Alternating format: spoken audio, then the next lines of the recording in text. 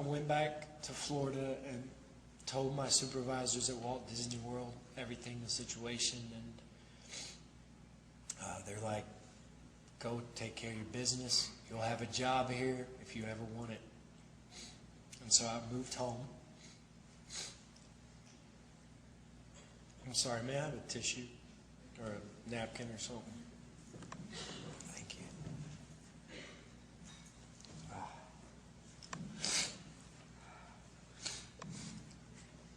So, months after I moved home, my father passed away.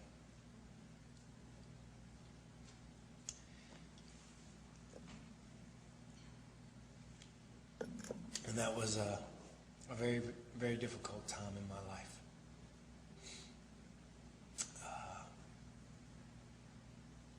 My mother and my brothers and all my brothers moved back home to be with my mother. We had to move from the cathedral domain because we lived on the property. My father managed the camp, and they provided us with a home to live in. So once my father passed away, we had to move away. So we moved my mother actually to Richmond, and we all stuck together and supported one another. And I got a job in Versailles at Haslock Office Supply, delivering office furniture. And I'd drive up to Maysville, I'd drive to Berea, I'd drive to Richmond, and I'd deliver here in Lexington.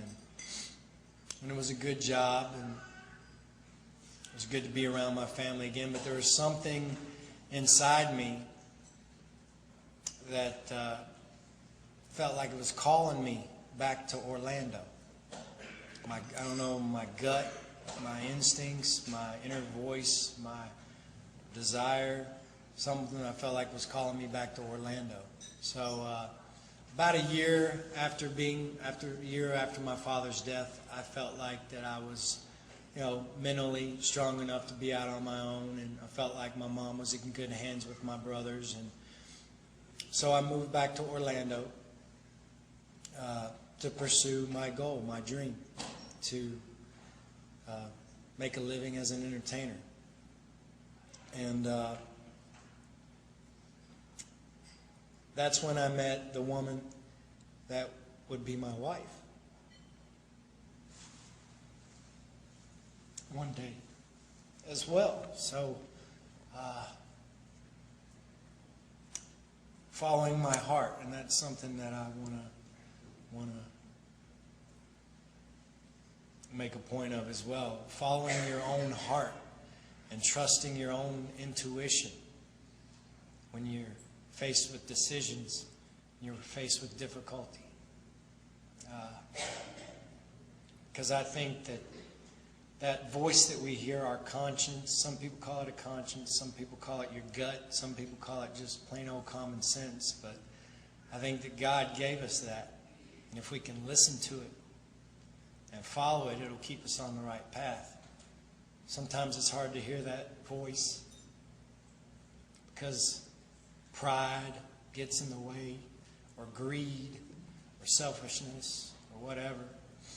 But that voice brought me back down to Orlando, and I got my job back at Disney. And I was working there, still doing characters, full time though. I changed from the backstage studio tour into characters, and then an audition came up for singers, finally, at Disney, and I went and auditioned, and the guy, his name was Ronnie Rodriguez.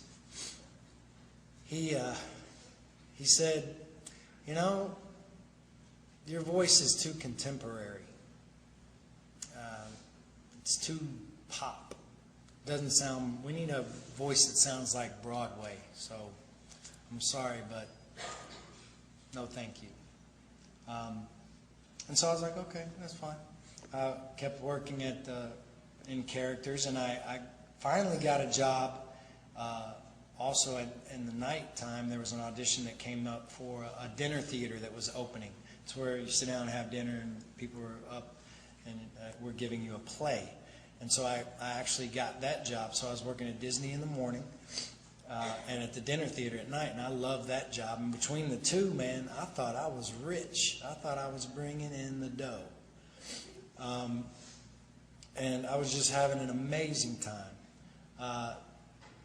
And like I said, at Walt Disney World in 1992, is in the cafeteria is where I met Kristen, who is now my wife. That was, what, 16, 17 years ago? Well, she was a dancer at the Beauty and the Beast show, and I was a Ninja Turtle. And she got an opportunity to be a dancer and performer on a cruise ship in the Mediterranean, where they sail around Spain, Italy, Greece, France. And so she auditioned and she got that job. So 6 months after we met and fell in love, she went away for 7 months, which was another incredible hard time for me. But right after she left, I saw a note on the bulletin board at Disney that said extra work, if you got some extra time. A convention show was happening like at a hotel like this in Orlando. They were having a convention for some kind of sales group or something. And they needed atmosphere, people to get dressed in crazy costumes and get people up and get them dancing. So I went to do that job. And a bunch of my friends from work went with me. And we were on a break, dinner break, and we were having dinner backstage. And there was a group of my friends sitting at a big table, and then I noticed this. There was a table, and there was only one person sitting at it. It was a girl sitting there, and I noticed I'd heard some of the people kind of making fun of her. I think she was from New York. She had a crazy accent and a crazy hairdo, and they were kind of making fun of her. And so I went over. I sat down and introduced myself and just started talking to her. Just thought, it'd be nice. And told her my story and told her, I sing and I act and I play the piano and I'm down here, trying to make my dreams happen. And she's like, well, you know what? My husband works for a very wealthy man who is starting his own label, and he has a singing group. And they're not happy with one of the guys. She's like, I think you might be perfect. And I was like, yeah, that sounds like it might be right down my avenue. So I got her information and I gave her my information, and then later I mailed her a picture of myself and like a resume of what I had done. And within a week I had a meeting with this man and with the guys that were in the group, and I sang with them. And that was in 1993. And that group became the Backstreet Boys. And so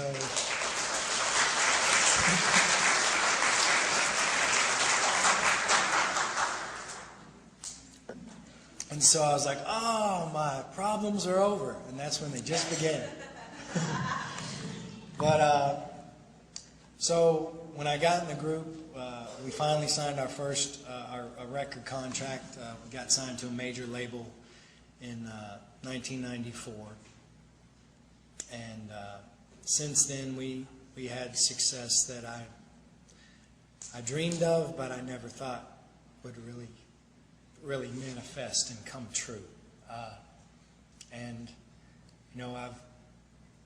I have 3 blood brothers, but I have 4 other brothers. And we went to over 23 countries together, and we played Rupp Arena, another dream come true. I got to sing the national anthem at the Super Bowl one year. And I actually made it out on the football field with the Kentucky Wildcats when I got to sing the national anthem at the Outback Bowl in 2000 or 2001.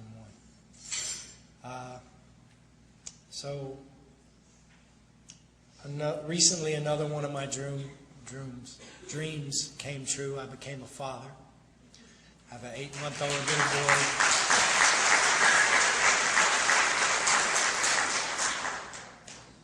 And so basically, what I want to leave you with is that,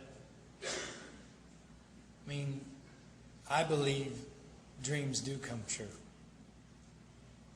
And I believe that anything is possible. I'm just a country boy from Kentucky. And I just tried to do things the best way I could and treat people the way I wanted to be treated. And my father taught me about hard work and taking pride in what you do. If you're going to do it right. Don't half-ass it. Pardon my French.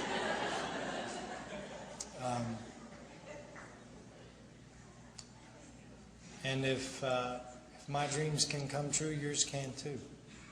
And I want to have a little saying here that I came across in my other brother Gerald's office. It's called Press On.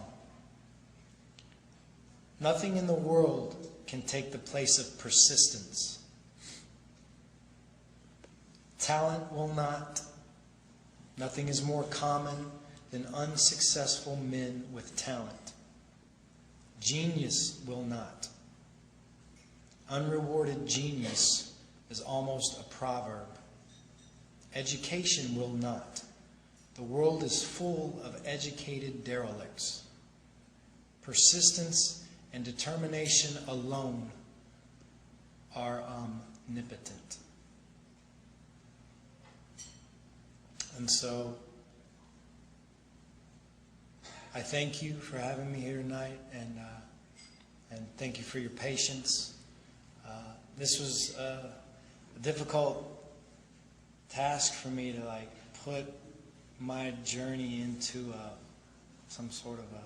Normally, if I'm asked a question, I can answer it, but putting my story into words. But I thank you for your patience, and I thank you for bearing with me. And like Walt Disney said, if you can dream it, you can do it. Thank you.